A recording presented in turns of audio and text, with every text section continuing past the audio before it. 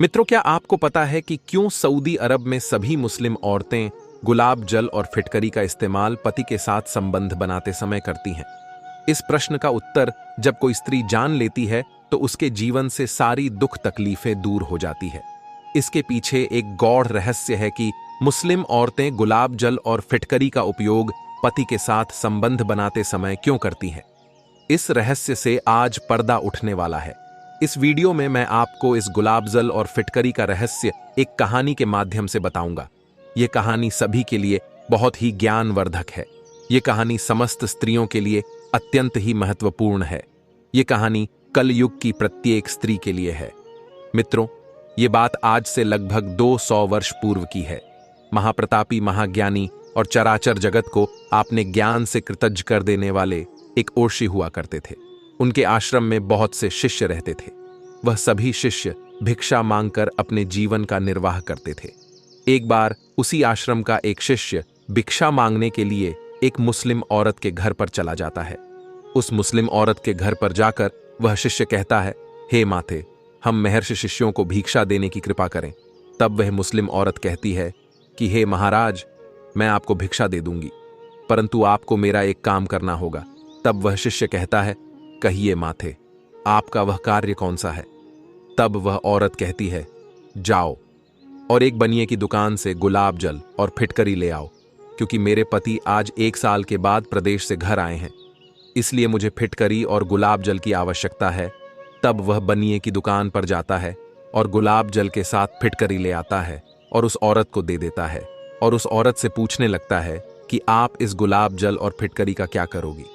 तब वह औरत घर के भीतर चली जाती है और वह भिक्षा लेकर के आती है और वह स्त्री उस शिष्य से कहती है कि आप जाकर यह बात अपने गुरुजी से ही पूछ लेना।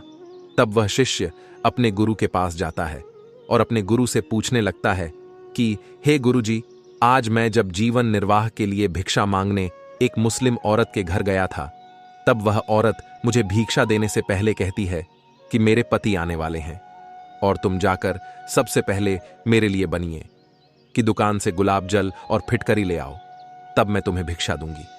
फिर मैंने वह फिटकरी और गुलाब जल उस स्त्री को लाकर दे दिया, और जब मैंने फिटकरी और गुलाब जल का रहस्य उस औरत से जानना चाहा कि आप इस फिटकरी और गुलाब जल का क्या करोगे, तब उसने कहा कि यह बात जाकर आप अपने गुरुजी से पूछ लेना। तो हे गुरुदेव, इसलिए मैं आपसे यह प्रश्न पूछने के लिए आया हूं कि मुस्लिम औरतें गुलाब जल और फिटकरी का उपयोग क्यों करती हैं? तो वह गुरुजी कहते हैं कि हे शिष्य, मैं आपको इसके पीछे का एक गौड़ रहस्य तुम्हें बताता हूं। मेरी इन बातों को बताने से पहले मैं तुमको एक आधुनिक कहानी सुनाता हूं, जिससे तुमको सब कुछ ज्ञात हो जाएगा।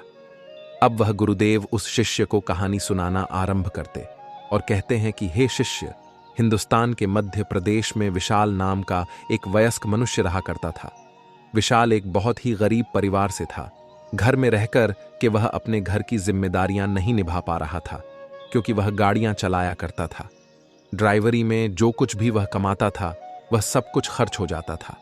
वह अपनी बहन की शादी कैसे करे, अपने छोटे भाई को कैसे पढ़ाए, अपनी बीमार मां की दवाई कैसे करे। उसके पिताजी की पहले से ही मृत्यु हो चुकी थी। इस वजह से अब घर की सारी जिम्मेदारियां विशाल के ऊपर आ गई थीं। अब विशाल का एक मित्र सऊदी अरब में रह करके अच्छी खासी कमाई किया करता था। उसका मित्र गांव आया हुआ था, इसलिए विशाल ने अपने मित्र से कहा कि भाई, अगर सऊदी अरब में मेरे लिए कोई नौकरी हो, मैं ड्राइवरी करना अच्छी तरह से जानता हूं। मुझे वाहन विभाग से लाइसेंस भी प्राप्त है। अगर कोई अच्छी सी नौकरी ड्राइवरी की मेरे लिए निकल आए तो फिर मुझे बता देना। घर में रह करके यहां मैं जो कमाता हूं वह सब कुछ खर्च हो जाता है। मैं तो पूरी तरह से घर के खर्चे भी नहीं उठा पा रहा हूं। अब विशाल का मित्र इस बात को अपने दिल पर ले लेता है और विशाल के लिए एक नौकरी की तलाश में लग जाता है। और बहुत जल्द ही विशाल के मित्र की यह जो तलाश थी वह खत्म हो जाती है, क्योंकि विशाल का मित्र विशाल के लिए सऊदी अरब में एक बहुत ही अच्छी नौकरी ढूंढ लेता है। विशाल के मित्र ने एक स्त्री के यहां पर उसके लिए नौकरी ढूंढी थी, क्योंकि उस औरत को एक ड्राइवर की जरूरत थी। बस फिर क्या था, विशाल का मित्र विशाल के लिए विमान का टिकट करवा के भिजवा देता है। विमान का टिकट मिलते ही विशाल अपना सामान बांध करके अपनी जन्मभूमि से पहुंच जाता है, सऊदी अरब।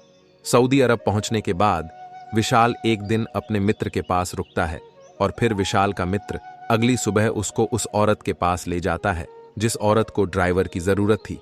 जब विशाल का मित्र विशाल को लेकर उस औरत के पास पहुंचता है तो वह सऊदी अरब की औरत विशाल को नीचे से ऊपर तक एक नजर जी भर कर देखती है, क्योंकि विशाल देखने में तंदुरुस्त था, हट्टा कट्टा था, नौजवान था।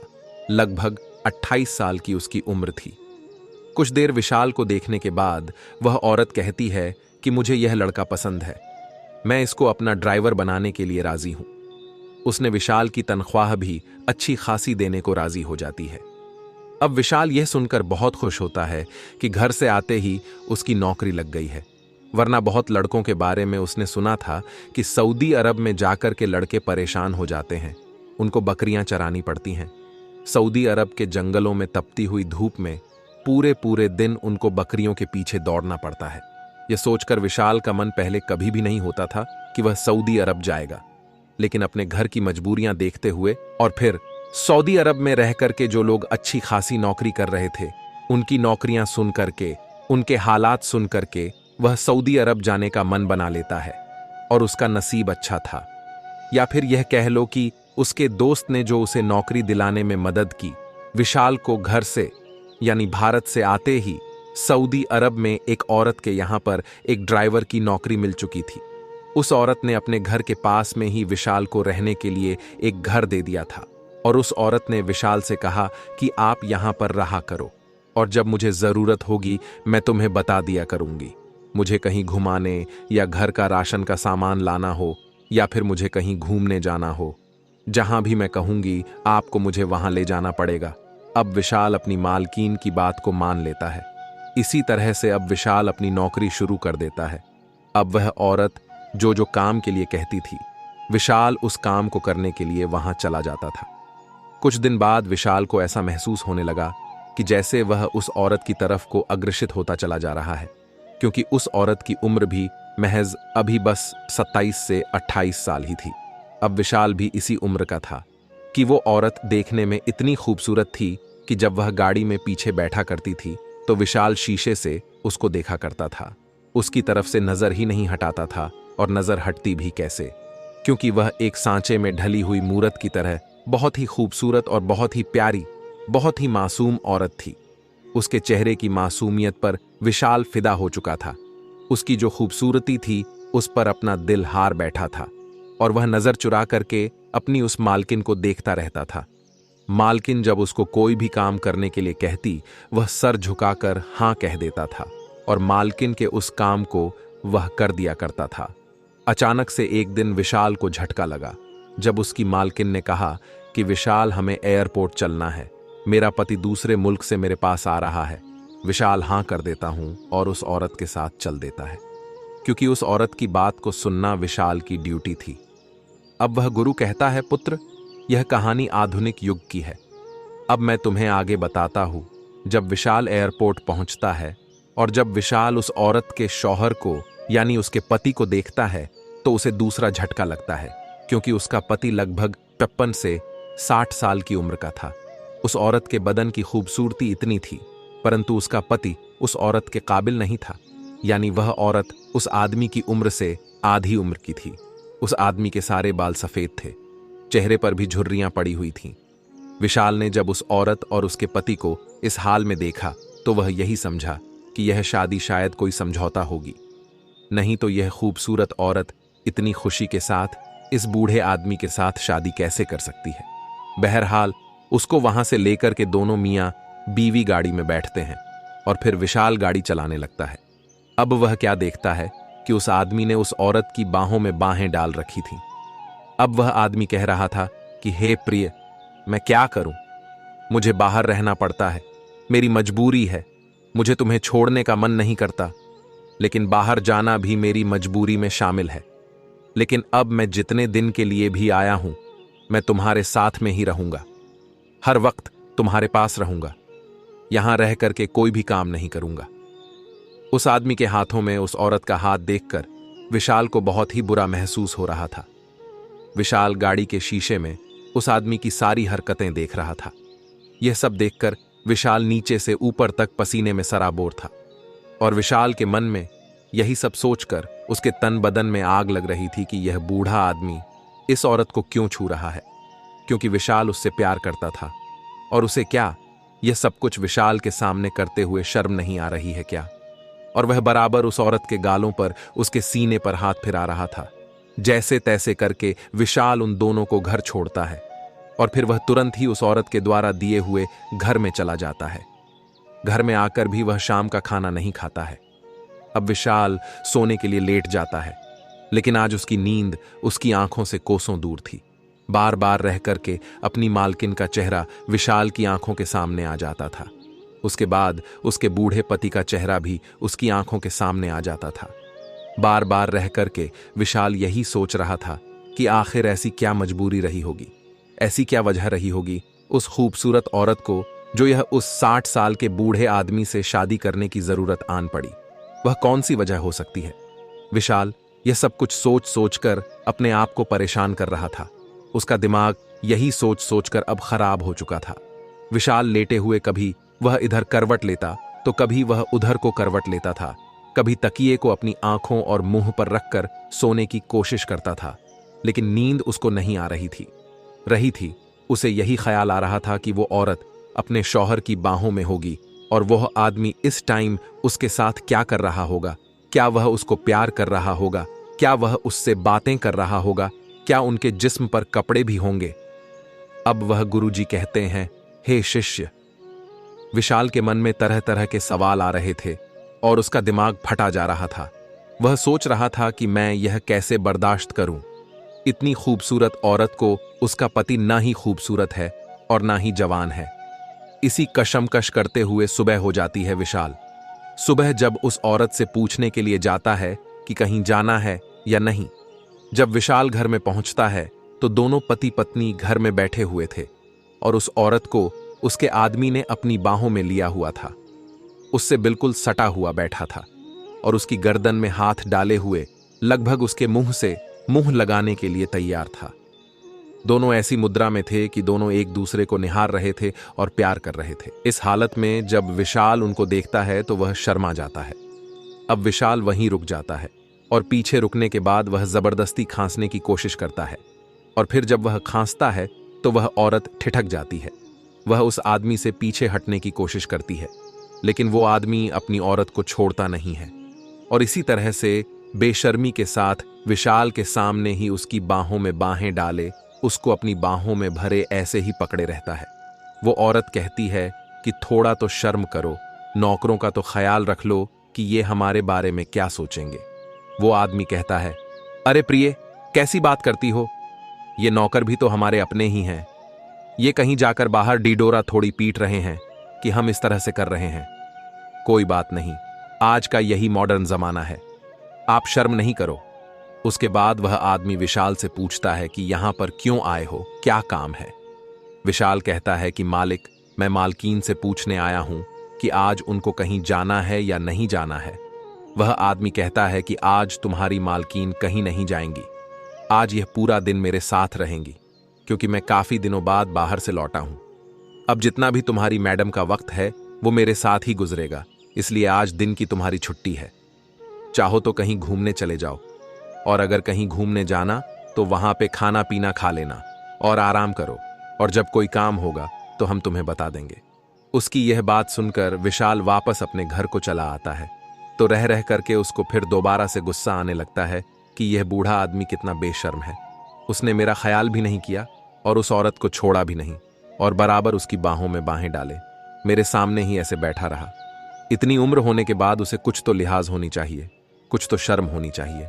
कभी कभी तो विशाल के दिमाग में यह बात आती कि अभी उस आदमी को मार डाले, लेकिन सऊदी अरब की हुकूमत और वहां के कानून के बारे में भी विशाल ने खूब सुन रखा था कि यहां मौत की सजा मौत है, यहां खून के बदले खून है।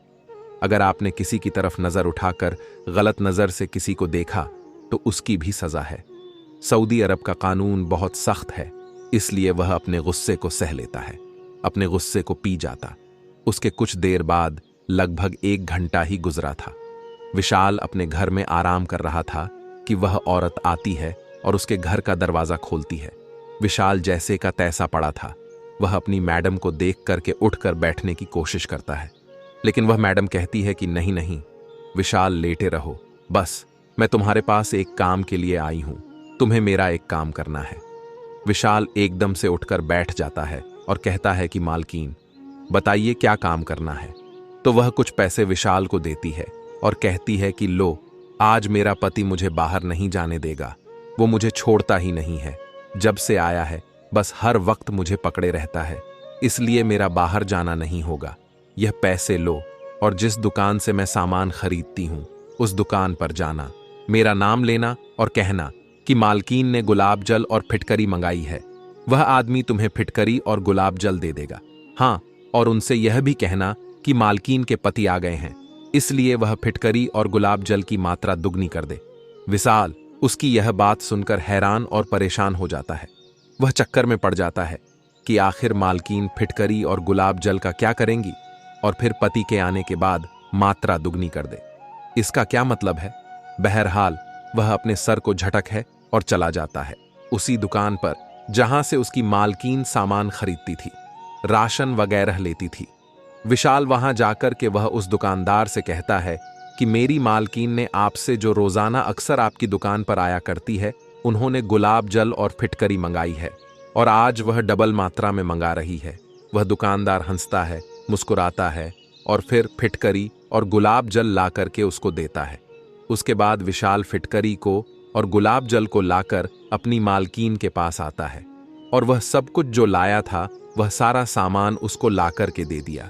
जैसे ही वह सामान मालकीन ने उसके हाथ से पकड़ा, उसने उसकी तरफ देखकर मुस्कुराया और नजरें नीची करके अंदर जाने की कोशिश करने लगी और फिर वापस आई और कहने लगी कि मैंने तुमसे एक बात कहनी थी कि कभी भी भूल से भी अपने मालिक से इस बात को मत बताना कि मैंने तुमसे गुलाब जल और फिटकरी मंगाई है।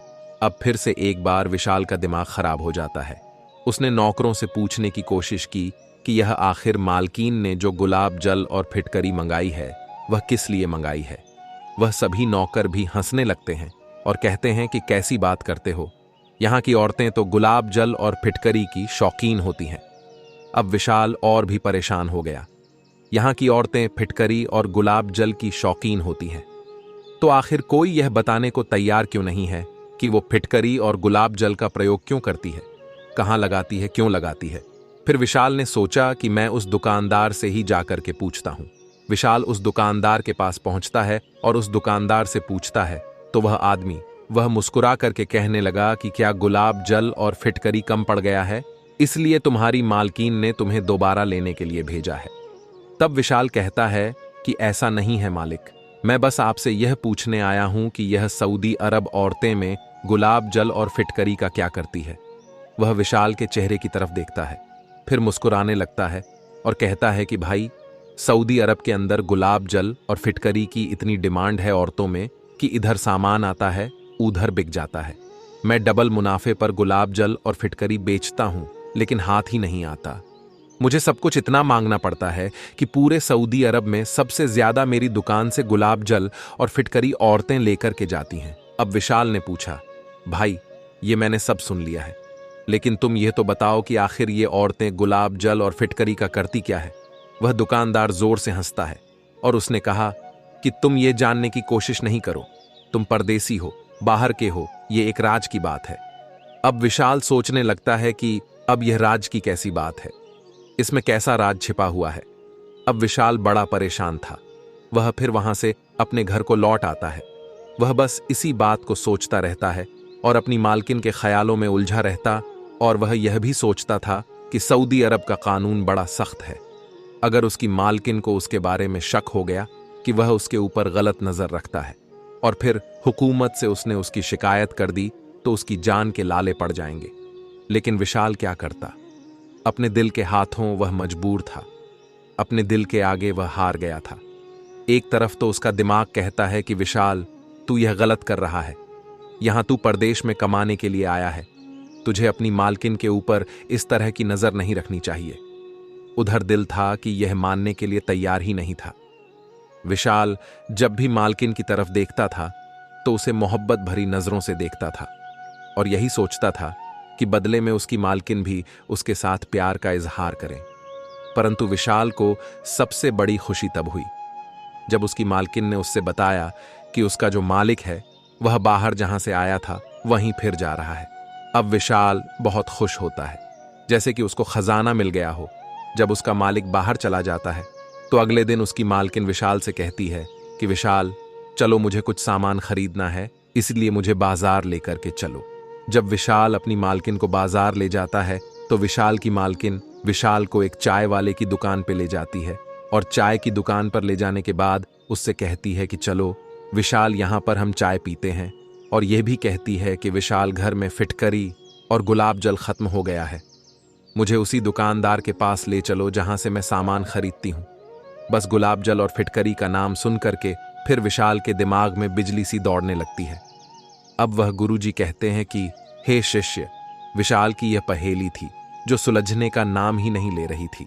वह अपनी मैडम से जब भी इसके बारे में पूछने की कोशिश करता कि मैडम आखिर इस गुलाब जल और फिटकरी का तुम क्या करती हो, तो उसने कभी भी इस बात की हकीकत उससे नहीं बताई थी। बस कभी मुस्कुरा देती, कभी आंखें चुरा लेती, कभी यह कहती कि तुम इन चक्कर में मत पड़ो, यह खास औरतों के लिए होता है, तुम जानकर क्या करोगे। परंतु आज विशाल ने अपना एक पक्का इरादा बनाया और अपनी मालकीन से आज इस बात को पूछ करके रहेगा कि वह आखिर इतने गुलाब जल और फिटकरी का रोजाना करती क्या है। अगर उसे इतनी ज्यादा जरूरत है तो फिर एक बार ही क्यों ना वह ज्यादा लेकर के रख ले। अब विशाल अपनी मालकिन को उस दुकान पर लेकर के जाता है और वहां से वह अपना जरूरत का सामान, गुलाब जल, फिटकरी वगैरह और भी जो उसे घर का सामान खरीदना था वह खरीद करके विशाल के साथ गाड़ी में बैठ के आ जाता है। वह औरत रोज पीछे बैठती थी, लेकिन आज वह पीछे नहीं बैठती है बल्कि विशाल के बराबर वाली सीट पर बैठ जाती है और विशाल से घर चलने के लिए कहती है। विशाल गाड़ी चला रहा था और फिर अचानक से वह अपनी मैडम से सवाल करता है कि मालकिन, एक बात पूछूं, अगर आप बुरा ना माने तो वह कहती है कि बोलो, क्या बात है। विशाल कहता है कि मैडम, मैंने मालिक को देखा है, मालिक और आपका कोई भी मेल नहीं है और मुझे ऐसा लगता है कि तुमने मालिक के साथ अपनी मर्जी से यह शादी तो नहीं की होगी। जरूर कोई ना कोई मजबूरी आपके सामने रही होगी जो आपने मालिक से शादी की। कहीं भी किसी भी तरह से आप मालिक के साथ मेल खाती ही नहीं हो। आप इतनी खूबसूरत हो, कम उम्र की हो, मालिक तो खूबसूरत भी नहीं है, उम्र भी आपसे डबल है, आखिर ऐसी क्या वजह है। यह बात सुनते ही मालकिन एकदम गुस्से में आ जाती है और विशाल की तरफ घूर कर देखती है और कहती है कि तुम अपने काम से काम रखो, नौकर हो, अपनी हैसियत में रहो, अपनी औकात में रहो, मालिक बनने की कोशिश मत करो। मेरी जिंदगी में दखल देने का या मेरी जिंदगी में झांकने का तुम्हें कोई हक नहीं है। जिस काम के लिए तुम रखे गए हो अपने उस काम को अंजाम दो और चुपचाप अपने काम को करते रहो। फालतू में मेरी जिंदगी में झांकने की कोशिश करोगे तो इसका तुम्हें बड़ा नुकसान होगा। मालकिन का यह जवाब जैसे ही विशाल ने सुना वो तो सन्न रह गया। उसके हाथ पैर मानो जैसे ठंडे पड़ गए हों। उसने सोचा कि जो मालकिन उस पर इतना प्यार लुटाती थी, कपड़े भी जब खरीदती थी, वो विशाल से पसंद नापसंद के बारे में पूछा करती थी कि उसके ऊपर यह कलर कैसा लग रहा है, यह अच्छा भी लगेगा या नहीं लगेगा। विशाल ऐसा समझता था कि जैसे उसकी मालकिन भी उसके प्रति अपनी रुचि लेने लगी है। लेकिन आज एक सवाल पूछने पर उसने विशाल को उसकी औकात याद दिला दी थी। उसके दिमाग में जो मालकिन की तरफ से तस्वीर बनी हुई थी वह तस्वीर आज बिल्कुल धुंधली हो चुकी थी। इसके बाद विशाल बिल्कुल खामोश हो जाता है और मालकिन को घर छोड़ देता है और वह जाकर के अपने घर में लेट जाता है और फिर यही सोचने लगता है कि मालकिन क्या वाकई किसी मजबूरी के तहत है, क्या मैंने उनके किसी दुखती बेला पे हाथ रख दिया है जिससे मालकिन जो है वह तिलमिला उठी और गुस्से में आ गई। मुझे ऐसा सवाल उनसे नहीं करना चाहिए था। वह इसी प्रकार की तरह तरह की बातें सोचता रहता है। विशाल सो जाता है। वह सुबह जब उठता है, सुबह तो क्या देखता है कि उसके घर के सामने उसके दरवाजे पर उसकी मालकिन खड़ी है और कहती है कि विशाल, बहुत देर हो गई है, तुम्हें सोते सोते, क्या रात को देर से सोए थे क्या, मुझे दुकान पर लेकर नहीं चलोगे क्या। विशाल चुपचाप वहां से उठता है, हाथ मुंह धोता है और फिर बिना नाश्ता किए अपनी मालकिन के साथ चल देता है। मालकिन जब कपड़े वाले की दुकान पर पहुंचती है तो एक कपड़े को उठाती है और विशाल से पूछती है कि विशाल, ये कपड़ा कैसा लग रही है। विशाल कहता है कि मालकिन, आपकी मर्जी, आपको पहनना है। आप जानो कैसा लग रहा है ना, तो आप मेरे लिए ये कपड़ा खरीद रही हो कि आप पहन करके मुझे दिखाओगी। आपको ये सवाल मालिक से पूछना चाहिए। आप ये कपड़ा खरीद करके मालिक को ही दिखाओगी। इसलिए मैं तो अनजान हूं और मेरी इतनी औकात नहीं है कि मैं आपके लिए यह फैसला कर सकूं कि आप पर कौन सा कपड़ा अच्छा लगेगा और कौन सा कपड़ा आप पर शूट नहीं करता। यह बात मालकिन ने जब उस सुनी तो वह समझ गई कि विशाल उसको ताना मार रहा है। फिर वह कपड़ा वह वही दुकानदार को देती है और कोई भी खरीदारी नहीं करती है और आकर के गाड़ी में बैठ जाती है। विशाल यह समझ रहा था कि शायद मालकिन बुरा मान गई है। वह भी गाड़ी में चुपचाप आता है और फिर गाड़ी को चलाने लगता है, घर की तरफ बढ़ने लगता है। कुछ देर की खामोशी के बाद उसकी मालकिन बोलती है कि विशाल, मैंने जिस आदमी से शादी की है यह हकीकत है। तुम्हारा अंदाजा बिल्कुल सही है कि मैंने अपनी मर्जी से उसके साथ शादी नहीं की है।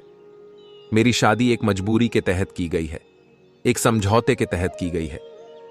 मुझे तो यह भी याद नहीं कि मेरे माँ बाप कौन थे। बचपन में ही मुझे किसी ने किडनैप कर लिया था और मुझे एक अंग्रेज औरत ने पाला था। मुझे वह अच्छा खाना खिलाती, अच्छे कपड़े पहनाया करती थी और जल्दी से जल्दी जवान करने की शायद वह कोशिश कर रही थी। जब मैं जवान हुई, लगभग 10 से 15 साल की हुई, तब मुझे पता चला कि वह जो मुझे इतना खिलाती पिलाती है, मेरे ऊपर इतना मेहरबान थी। वह अक्सर मुझसे धंधा कराने के चक्कर में थी कि जब मैं बड़ी हो जाऊंगी तो वह मुझसे जिस्म फरोशी का धंधा कराएगी। मैं बड़ी हैरान और परेशान थी कि क्या करूं। मैं इस काम को नहीं करना चाहती थी। वह औरत मेरी खूबसूरती से, मेरे जिस्म से पैसे कमाना चाहती थी। उसका जो इरादा था वह अपने इरादे पर अटल थी। उसने मेरी एक नहीं सुनी और उसने फिर मेरी बोली लगा दी। सबसे पहला जो मेरा ग्राहक था वह यही तुम्हारे मालिक थे जो मेरे पास आए थे। पहली बार जब किसी लड़की की बोली लगती है, पहली बार कुंवारी लड़की को जब कोई खरीदता है तो वह उसके लाखों रुपए अदा करता है। तुम्हारे मालिक ने भी लाखों रुपए देकर मुझे एक रात के लिए खरीद लिया था। जब तुम्हारे मालिक मेरे पास आते हैं तो मैं उनको देखकर रोने लगती हूँ, क्योंकि वह मेरी उम्र से डबल थे। तंदुरुस्ती भी उनकी अच्छी थी। मैंने उनसे हाथ जोड़कर कहा कि मेरे साथ यह मत करो, यह पाप है और मुझे पाप करने से बहुत डर लगता है। मैं गुनाह से डरती हूं। तब वह कहता है कि मैंने तुम्हारी कीमत दी है। तुम एक वेश्या विरक्ति के धंधे में हो और यह काम तो आज के बाद तुम करोगी ही। अब विशाल की मालकिन कहती है कि मुझे मर्दों से बड़ा डर लगता था। मैं इतनी तो समझदार हो ही गई थी कि मुझे पता था कि जब हर रात कोई ना कोई मर्द आएगा, कोई मुझ पर अपनी मर्दानगी दिखाएगा, कोई मेरे साथ जबरदस्ती करेगा, कोई मेरे जिस्म को नोचेगा, कोई मुझे मारेगा। यह सारी बात सोचकर मैं डर के मारे कांपने लगती हूं। मैंने तुम्हारे मालिक से हाथ जोड़कर कहा कि तुम यह सब कुछ मेरे साथ करना ही चाहते हो तो एक वैध तरीके के साथ करो। इस तरह से पाप मत करो। मुझे इस औरत से खरीद लो और जिंदगी भर के लिए अपनी गुलाम बना लो। आप मुझसे शादी कर लो। मुझसे शादी करोगे तो जिंदगी भर के लिए मैं तुम्हारी गुलाम बनकर रहूंगी। तुम जैसा कहोगे वैसा करूंगी, जिस तरह से कहोगे मैं वैसा करने के लिए तैयार रहूंगी। तब तुम्हारा मालिक कहता है कि इसकी क्या गारंटी है कि शादी होने के बाद तुम हमेशा मेरा साथ दोगी, क्योंकि मेरी उम्र भी ज्यादा है। तुम अभी पूरी तरह से जवान भी नहीं हो। मेरी उम्र आगे जाकर के ढल जाएगी और तुम्हारी उम्र जो है वह भरी जवानी में आएगी। अगर तुमने मेरे साथ बेवफाई की तो फिर मैं क्या करूंगा? तब मैं कहती हूं कि मैं ऐसा कभी नहीं करूंगी। जो औरत पाप करने से डरती है, जो औरत अल्लाह ईश्वर का डर अपने दिल में रखती है, वह अपने पति के साथ, अपने शौहर के साथ कभी बेवफाई नहीं कर सकती। सब कुछ जिस्म की भूख ही नहीं है। तुम मुझे इस दलदल से निकाल दो।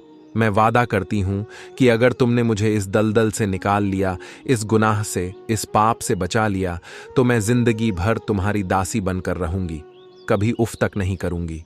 तुम्हारा मालिक उस टाइम पर कुछ सोचता है और फिर उस औरत के पास जाता है और मुझे खरीदने की उससे रकम पूछता है। वह जो भी रकम मांगती है, तुम्हारा मालिक वह रकम अदा करके मुझे वहां से ले जाता है और फिर मुझसे शादी कर लेता है। शादी करने के बाद जब वह अपने घर लेकर के जाता है तो उसकी जो पहली बीवी थी वह मुझे अपने साथ रखना स्वीकार नहीं करती।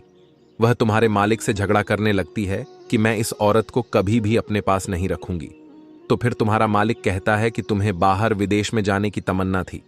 बार बार तुम मुझसे कहती थी कि बाहर विदेश दूसरे मुल्क में जाना है, तो फिर मैं तुम्हें दूसरे मुल्क में लेकर चलता हूँ और वहां पर जमीन खरीदकर तुम्हारे लिए वहां पर घर बनवा दूंगा। तुम वहीं पर रहना। और फिर वह अपनी पहली बीवी को दूसरे मुल्क लेकर चला जाता है।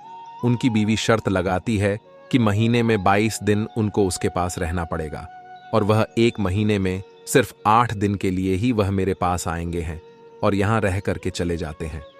मैं अपने पति से खुश नहीं हूं, ना ही उन्हें अपना मानती हूं, ना ही उनके साथ खुशी के साथ मैं रात को सोती हूं। यह सब कुछ समझौता था, लेकिन मैं अपने शौहर के साथ, अपने पति के साथ, भले ही उसको पसंद करती हूं या ना करती हूं, लेकिन मैं अपने शौहर के साथ बेवफाई नहीं कर सकती। विशाल, मुझे पता है कि तुम मुझे पसंद करते हो। तुम्हारी नजरों को मैंने भांप लिया था और देख लिया था। वह औरत ही क्या, जो मर्द की नजर को ना पहचान सके, मैंने तुम्हारी नजरों को देख लिया और जान लिया था कि तुम मेरे लिए क्या सोच रखते हो। मुझे पता है कि तुम मुझसे मोहब्बत करते हो, और बार बार इसीलिए तुमने इस सवाल को मुझसे पूछा, मेरे शौहर के बारे में और मेरे बारे में। लेकिन मैं आज तुमसे यह बात बता देना चाहती हूं कि मैं अपने शौहर के साथ कभी भी बेवफाई नहीं कर सकती। अगर तुम्हारे दिमाग में यह ख्याल है कि मैं उन्हें छोड़कर तुम्हारे साथ रंगरलियां मनाऊंगी, तो तुम अपने दिमाग से यह बात निकाल दो और अपने दिमाग को बिल्कुल साफ कर लो। ऐसा कभी हो ही नहीं सकता। मैंने उस दलदल से, उस पाप से बचने के लिए पहले ही अपने पति से वादा किया हुआ है कि मैं जिंदगी भर उनके साथ ही रहूंगी, चाहे भले ही मुझे यौन सुख, जिस्मानी सुख मिले या ना मिले। लेकिन मैं उनके साथ कभी भी यह बेवफाई नहीं करूंगी। जब मेरा शौहर बाहर मुल्क से आता है तो मैं उसके लिए सजती हूं। जब वह बाहर रहता है तो मैं उसकी पसंद नापसंद के हिसाब से कपड़े खरीदती हूं। जब तक एक हफ्ता वह मेरे साथ रहता है, मैं उसे खुश रखने की कोशिश करती हूं। मैं चाहे खुश हूं या ना हूं, यह अलग बात है, लेकिन अपने शौहर की, अपने पति की खुशी के लिए मैं हर काम करती हूं जो उसे अच्छा लगता है। इसलिए अपने दिमाग से जो भी मेरे लिए तुम्हारे दिमाग में चल रहा है उसको निकाल दो। और मैंने अपने दिमाग में तुम्हारे लिए आज तक कुछ नहीं सोचा, क्योंकि मैं अपने शौहर से, अपने पति से कभी बेवफाई कर ही नहीं सकती। आज विशाल को अपनी मालकिन की यह बातें सुनने के बाद उसके लिए प्यार वासना नहीं बल्कि इज्जत बढ़ गई थी कि एक औरत जिंदगी में एक आदमी के लिए, अपने एक वादे के लिए कितना त्याग कर सकती है। यह भी एक औरत है। उसके बाद वो कहता है कि मालकिन चलो, ये सारी चीजें सही है, आज के बाद मैं आपको उस नजर से कभी नहीं देखूंगा, सिर्फ मालकिन की नजर से देखूंगा, और आज से आपके लिए मेरे अंदर, मेरे दिल में इज्जत और बढ़ गई है। और यह इज्जत जो है, जो भी मेरे ख्याल में वहम थे आपको पाने के लिए, वो सब मैंने निकाल दिए। लेकिन सिर्फ एक सवाल आपसे पूछना चाहता हूं कि आप फिटकरी और उस गुलाब जल का क्या करती है। तब मालकिन मुस्कुराती है और कहती है कि विशाल, सऊदी अरब की औरतों को, पहली बात तो वह किसी के सामने अपना चेहरा ज्यादा नहीं खोलती, इसलिए अगर तुमने किसी को देखा हो गए तो वह औरत, तुमको वह औरत सुंदर दिखी होगी। उनके चेहरे पर लाली होती है, ग्लो होता है, उनके चेहरे पर दाग बिल्कुल नहीं होते हैं। हम औरतें हर रोज रात को, सुबह को भी और रात को सोते टाइम भी फिटकरी को पीस करके, गुलाब जल उसमें मिला करके अपने चेहरे पर 15 से 20 मिनट के लिए लेप करते हैं और फिर उसको धो दे देते हैं। ये काम हर रोज 2 टाइम हम करते हैं। तभी तुम देख रहे हो जिस चेहरे पर तुम मर मिटे हो, ये उसी फिटकरी और गुलाब जल की बदौलत है। मेरे चेहरे पर कोई भी दाने नहीं है, बल्कि सऊदी अरब की किसी औरत के चेहरे पर भी दाग धब्बे नहीं होते हैं। बहुत कम ही ऐसी औरतें होंगी जिनके मुंह पे दाने होंगे व उनके चेहरे पर झुर्रियां होंगी। हम सऊदी अरब की औरतें इसीलिए ही बहुत खूबसूरत होती हैं। अब विशाल ने कहा, यह सब आप चेहरे के लिए करते हैं, मैं तो कुछ और ही समझ रहा था, पता नहीं क्या क्या मेरे दिमाग में आ रहा था। तो फिर इसको आप छुपाती क्यों हैं? वो कहती है कि औरत अपनी खूबसूरती का राज हमेशा छुपा करके रखती है। वह किसी से भी यह डिडोरा नहीं पीटती है कि मैं जो इतनी खूबसूरत हूं, मैं यह चीज इस्तेमाल करती हूं या यह इस्तेमाल करती हूं। हम यह सब गोपनीय रखते हैं, इसलिए हर किसी से नहीं बताते, और मैंने तुमसे भी नहीं बताई थी। उस दिन के बाद विशाल की मालकिन जहां भी वह जाने को कहती थी, वह वहां जाता था और उसको इज्जत की नजर से देखता। और फिर उसको फिटकरी और उस गुलाब जल के राज का भी पता चल गया था कि सऊदी अरब की औरतें गुलाब जल और फिटकरी का क्या करती हैं। अब वह गुरुजी कहते हैं, हे शिष्य, यही कारण है कि इस मुस्लिम औरत ने तुमसे गुलाब जल और फिटकरी मांगने के बाद तुम्हें भिक्षा दी। मित्रों, आपको भी पता चल गया होगा कि गुलाब जल और फिटकरी मिक्स करके चेहरे पर लगाने से चेहरे पर ग्लो आता है, खूबसूरती बढ़ती है और चेहरे के दाग धब्बे सभी हट जाते हैं। मित्रों, वीडियो कैसा लगा हमें कमेंट करके अवश्य बताना। साथ ही अगर आप सभी हमारे YouTube चैनल पे नए हैं तो हमारे चैनल को भी अवश्य सब्सक्राइब कर लेना मित्रों। साथ ही इस वीडियो को अपने सभी मित्र बंधुओं के साथ शेयर अवश्य करना ताकि उनको भी इस चीज के बारे में पता चल सके। मित्रों, वीडियो को यहां तक देखने के लिए आप सभी का दिल से धन्यवाद।